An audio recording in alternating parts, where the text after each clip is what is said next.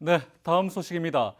지난해 초 경주 월성원전 방사선 누출 사건과 관련해 원자력안전위원회가 1년 넘게 조사를 했습니다.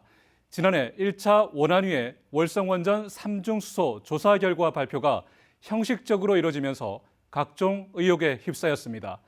원안위가 월성원전 방사선 누출 조사 결과를 투명하게 공개하라는 요구가 나왔습니다. 장미쁨 기자입니다. 지난해 1월 전 국민적 관심을 모았던 월성원전 방사능 누출 사건.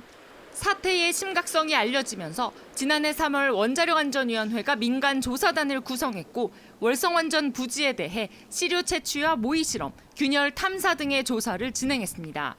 지난해 9월 1차 조사 결과가 나왔는데 사용핵연료 저장조의 차수막이 극심하게 손상돼 지난 1990년대 말부터 이미 제 역할을 못했다는 충격적인 사실이 드러났습니다.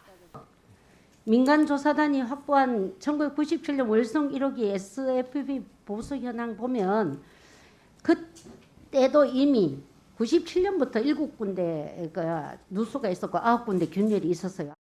더구나 사용핵연료 저장조 바닥면은 에폭시 라이너를 수십 년 동안 한 차례도 보수 공사를 하지 않은 것으로 밝혀졌습니다. 사용해결료 저장조 바닥면 같은 경우에는 지난 한 35년간 보수 이력이 전혀 없습니다. 벽면에 이제 에폭시가 낡아서 여러 번 교체를 했다라면은 바닥면은 지금은 너덜너덜한 상태라고도 이렇게 볼 수가 있는 것이고요. 그래서 이제 이 바닥면을 통한 누수가 상당히 많이 있을 것으로.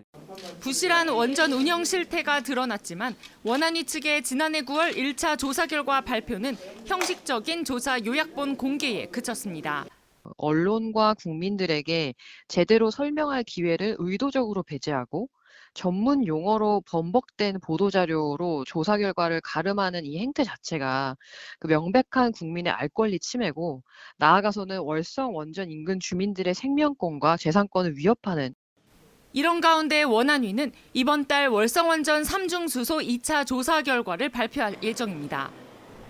한국기자협회와 방송기자연합회, 그린피스, 탈핵 법률가 모임 등 언론단체와 환경단체는 원자력안전위원회에 국민들의 알 권리 보장을 위한 조사 결과 공개 발표회 개최를 공식 요청했습니다. 언론이 국민을 대신해서 묻는 것이라고 한다면 그 질문에 소상히 답하는 과정을 통해서 국민의 알 권리가 보장되고 또 불필요한 의구심이나 궁금증을 남기지 않게 된다고 생각합니다. 한편 원자력안전위원회는 월성원전 3중 수소 2차 결과를 어떤 방식으로 발표할지 조만간 결정할 예정이라고 밝혔습니다. MBC 뉴스 장미쁨입니다.